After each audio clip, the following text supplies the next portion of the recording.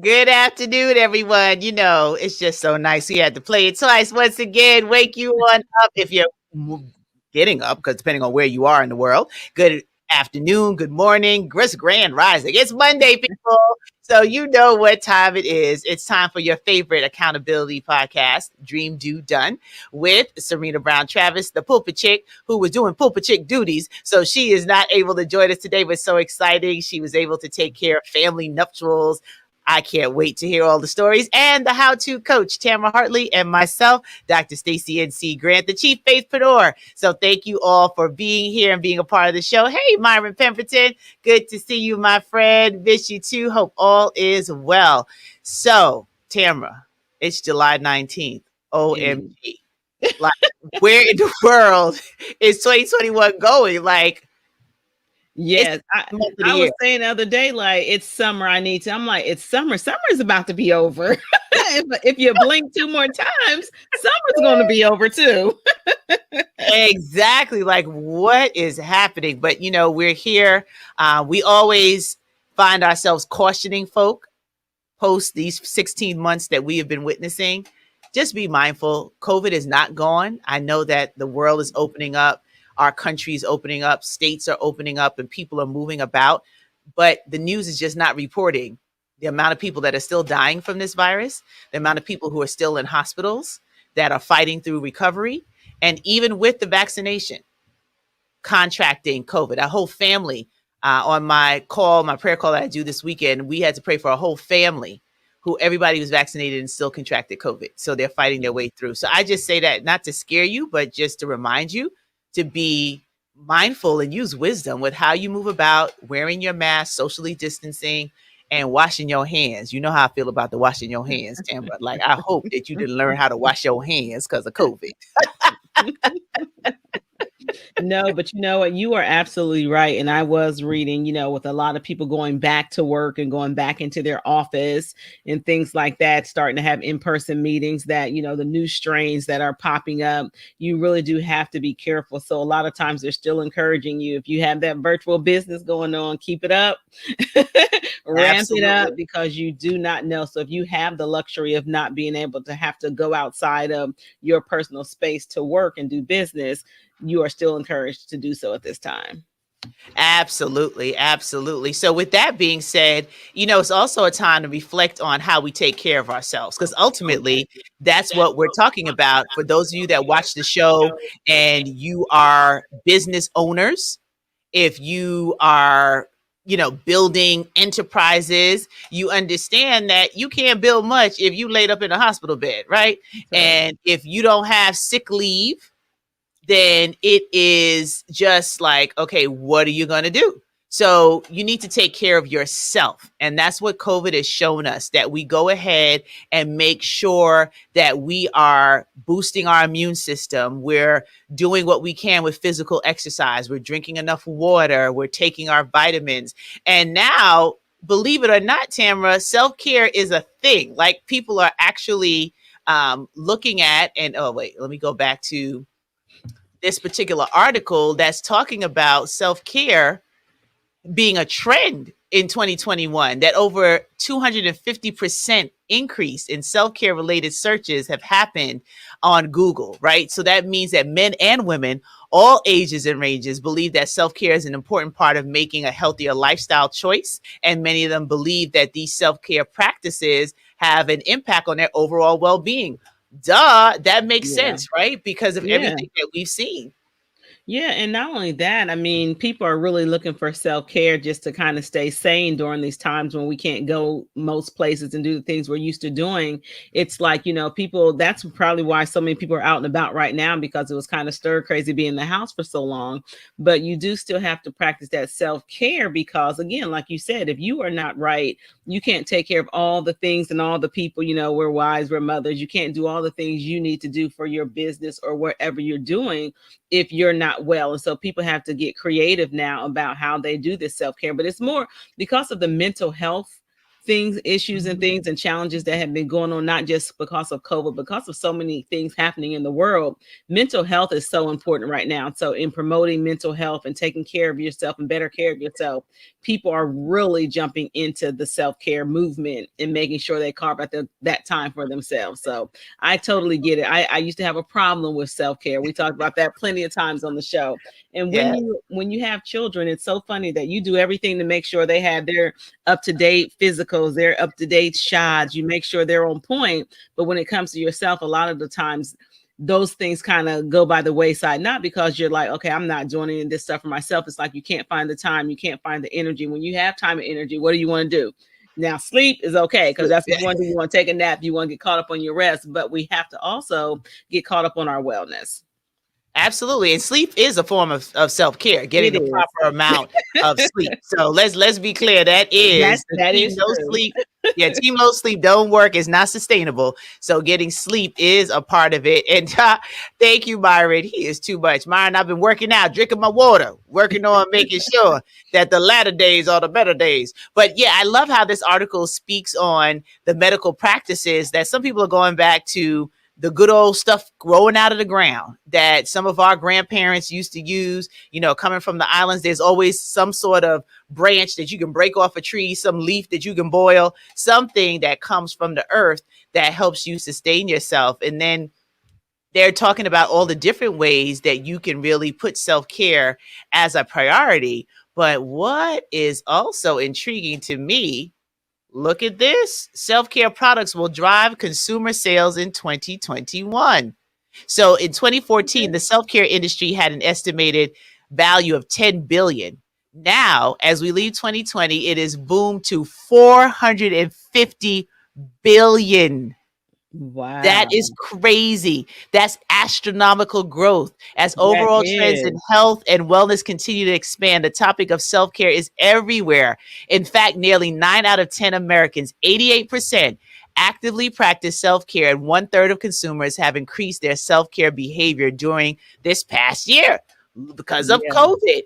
You go from 10 billion to 450 That billion dollars? Now, look, for those of our wannabe-preneurs, wannabe entrepreneurs who are thinking of ideas and thinking of, what the market is demanding, this can be an opportunity for some people. If that's your line of business, or if you're looking to get into that line of business, that's a trend to watch, because that might be a viable market for you to enter and to have your business in that industry.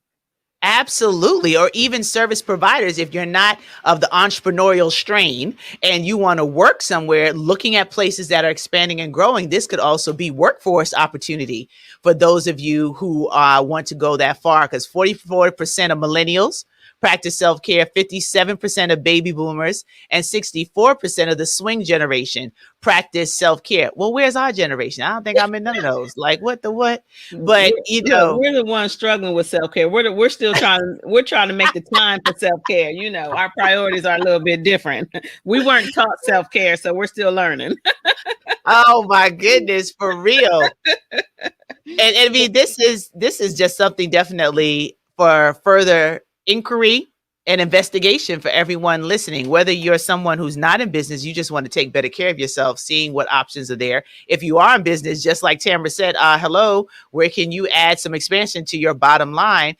And if you are in the workforce, there's some opportunities, right? People are expanding out to hire more people, to service more people. So this is talking about also the self-care trend important to retailers. So what do retailers understand, how it works, and what it means for consumer shopping? So if you are someone that's marketing, self-care strategies are subjective, making them unique to each person. That subjectivity requires the need for diversity. That diversity demands selection and personalization. And it requires continuous discovery as someone processes their self care practice. So, what does that mean in plain English? It's so much opportunity. That's right. That So is what absolutely self right. care is for Tamara might not be self care for Serena, might not be self care for Stacy, but it's still self care. Yes, And it there's is. still something that needs to be provided that people want. So this is really an interesting article. If you are listening in and you're able to share, what's your self care strategy? I'm curious to know what that is. And Tamara, what are you doing now, practicing self care post this COVID crisis that the world has faced? Well, you know what? I really have picked up some things. So, not only from a health standpoint, I definitely found out I really need to get my health in check. As you get a little bit older, you get to be a little more cautious about things. You've been hearing all these stories about different people passing or just kind of like the silent killers that are sneaking up on people. So, I've really been focused on trying to get the health under control, whether it's eating, exercising. You all know I did my juice journey at one time. So, I'm really just focused on that, but then also just having that quiet space in my life. So, that's been the struggle for me. I'm one of those go, go, go, go. I used to stay up all night. I still kind of stay up late on certain days, but I'm getting that more under control, really taking time just for myself to be quiet.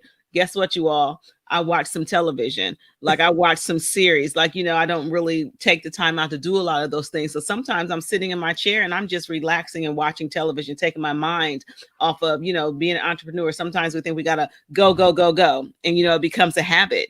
That habit is hard to break because you're used to doing that. And when you're not doing that, you don't feel productive. Yeah, that's a whole other show. But, I struggle with that. So just being able to not go, go, go, and to be able to, slow down a bit. So that's kind of what I've been doing. But it made me think about, our handy dandy journal. One of our topics in here, which we have talked about before, but I just want to reiterate it because it's summer and people are focused on, people tend to think about vacation and relaxation in the summer because that's the time. If you're working a traditional job or school is out, that's the time when you kind of do those kind of things. But we wrote about, taking that time to regroup, refuel, and rejuvenate. And some of the things we wrote about was, how important it really is to do that. So I just want to reiterate, we do cover some of that in our journal. journal. Journal, get your copy. But it really does. It talks about, being grateful and taking the chance to breathe and take a time out. So I really think when it comes to my self-care, taking the time out has really become a very significant part of not only my day, but just my life in general, taking those moments to take a time out. That is critical. And the same for me. Like, I think I've told my story here more than one time when I realized midway through the first couple of months of seeing what was happening with COVID, and I was feeling like Snuffleupagus walking up the stairs. I was like, what? Somebody pause, call the cop. Like, what is going on? I have got to get better. And just really looking at how much devastation was surrounding us. Mm-hmm. And it was underlying conditions that gave way. It was a quick wake up call to say, you can't play around with this. Stay on track. You said it, that underlying condition. I think that caused me to pause. Absolutely. Because they started listing what those underlying conditions are. And it's just like, oh, wow. So I paid a lot more attention to that too. So that's a good one. Yeah, absolutely. And it's little changes that we do over a period of time and we start seeing the results. I even the other day, I was like, ooh, look at my collarbone. Jesus, like I can see it, Lord. Like, just getting back. Yeah. But just feeling better. So not going after looking like Beyonce. I let that dream go. Like Beyonce got her body. She worked hard for it. So I'm going to let her have that.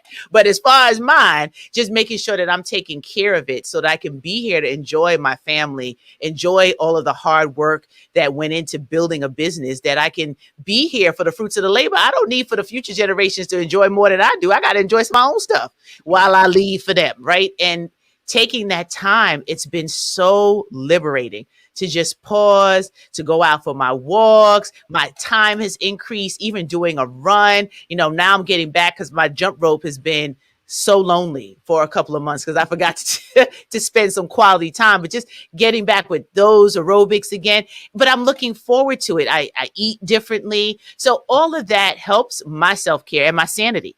Yeah. So it's important for us to just find a practice that's sustainable. And that was my prayer. I was like, you know how they say, have a little talk with Jesus? I had to have a little talk with Jesus. Like, we have to be consistent here. And I need to pray for the strength to stay, because I can do it in every other area. But when it came to health, it would be this yo-yo back and forth. And then I would say ridiculous things like, I'll just be fat and happy. That's a lie, right? That's just negative. And we have to watch our words. And Yeah, when we make a commitment to ourselves, that self-care is just honoring that we only get one temple. We only get one absolutely. body. You So we know, have to do our best. Mhm. just what you said, I had a conversation with one of my young people, and it's a delicate balance between those who are, I'm proud of the way I look, I'm proud of my body, I'm happy with myself, I'm bold, I'm beautiful. It's a balance between that, but also being healthy. So, my thing is, don't get so caught up in the whole, I'm me and this is me and I'm bold and I'm big and I'm beautiful. Make sure you're healthy at the same time, whatever that looks like for you. So, I mean, I had that conversation with some young people. So we don't want to, it's not about bashing any of that, or not telling people not to be proud of their bodies or who they are. It's not body shaming, it's health shaming. Make sure you're healthy, because no matter what your body look like, whether it look like Beyonce's or someone else's, if it's not healthy on the inside, it doesn't matter in the long run. So Absolutely, because you can be skinny and unhealthy. that's right. Right? Absolutely. Because your gut health, just learning about all of that, it has nothing to do with not as much to do with your physical size as it does with what's happening on the inside. So that's critical. And I'm glad you told those young people, because they're going through a lot. I would not want to be growing up in this day and age.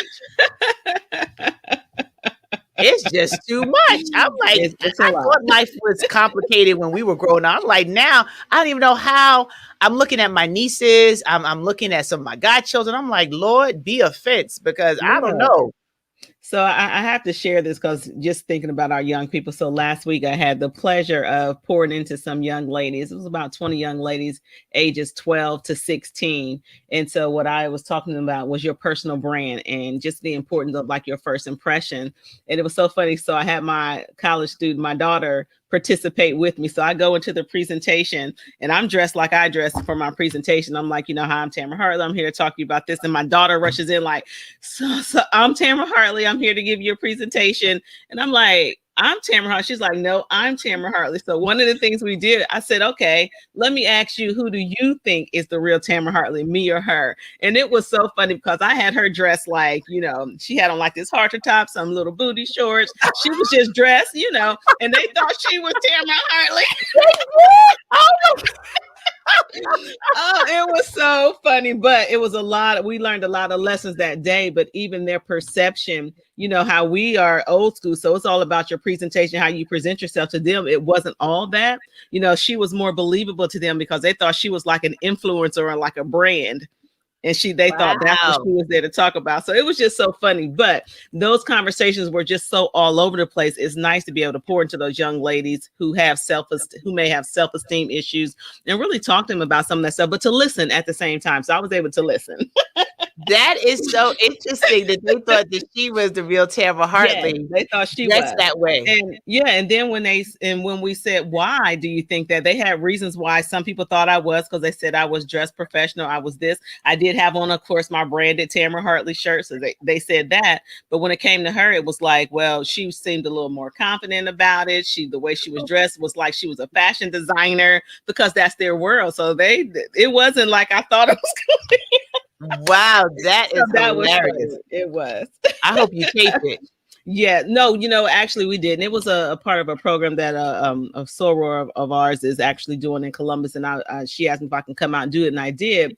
But really, it was, and I should definitely like do this. I did it a long time ago, and I just didn't. But I got some things. I'm like, you know what? This could be something to help some other people along, because I learned what people's perceptions and how that is such an important part of how we make decisions. So.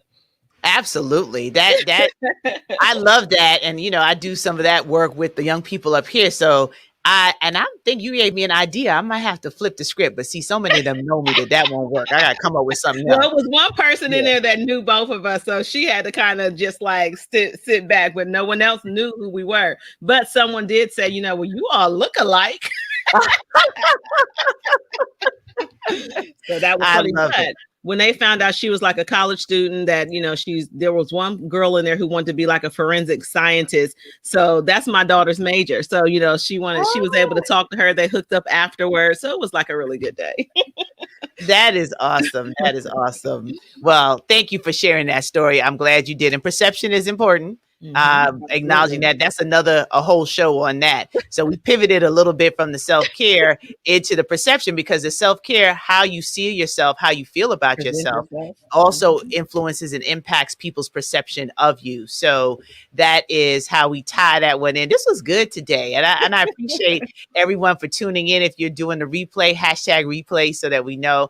And, we're always just bringing information, content, and resources, holding you accountable for moving past just dreaming, actually doing, so that you can celebrate getting it done. That's what our time together is about. And we put it inside our journal so that you could go ahead and purchase your copy, go on the journey with us, sign up for our masterclass opportunity where you can go a little bit deeper and get the information that you need. So Tamara, over to you as we close out another Monday. I can't believe we're getting ready, because I'm starting to Faith No Weekend is right here. It's like all this stuff going on, but we are here.